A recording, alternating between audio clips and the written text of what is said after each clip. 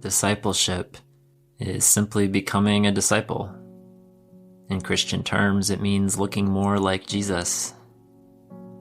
I like how Dallas Willard put it. Discipleship is the process of becoming who Jesus would be if he were you.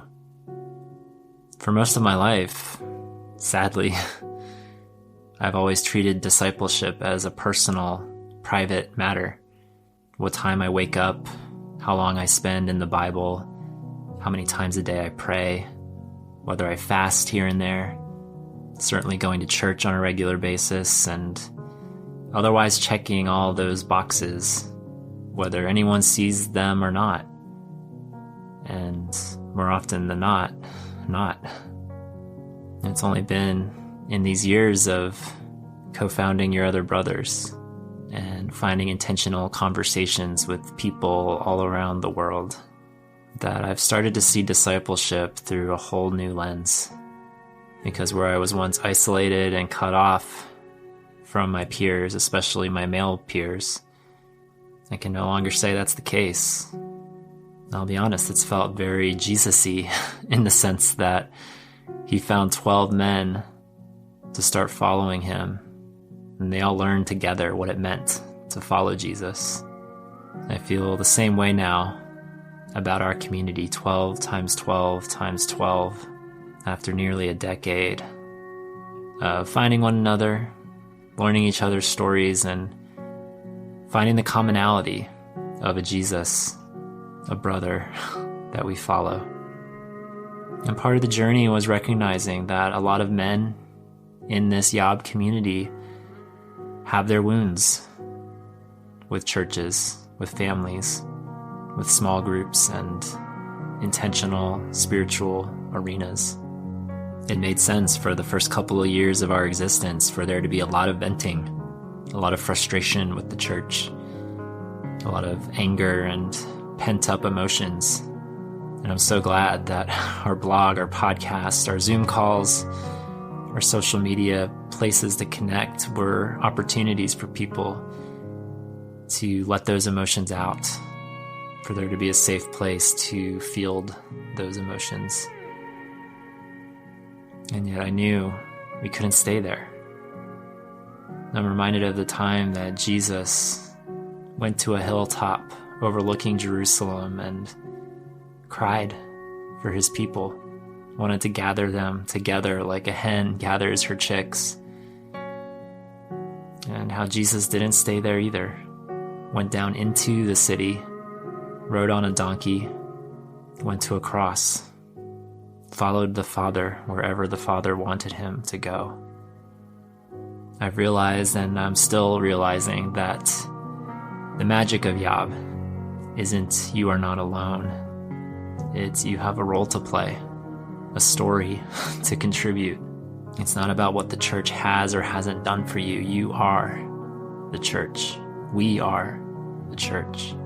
And these Zoom calls, these retreats, these gatherings that we partake in, they bless me more and more year after year.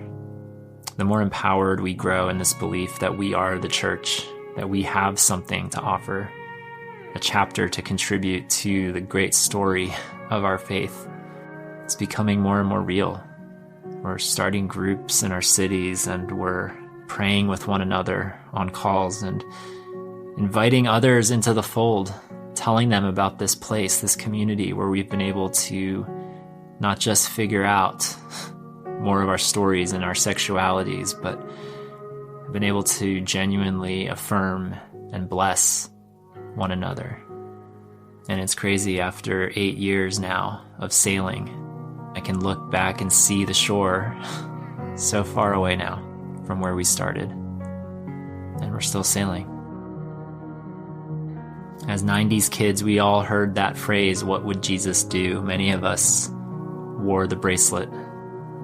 As I ponder that phrase, I go back to the Willard quote about what would Jesus do if he were you. And I wonder how this reframing would change all of our walks with the Lord today. Where are our Jerusalems, our hilltops, our city streets, and our crosses? Where is the Father leading us? And what would Jesus do in our place? And so, fellow sparrows, despite your wounds and your insecurities coursing through your blood, may you recognize this truth that Jesus' blood replaces your own. It is He who lives in you, He whom the Father sees.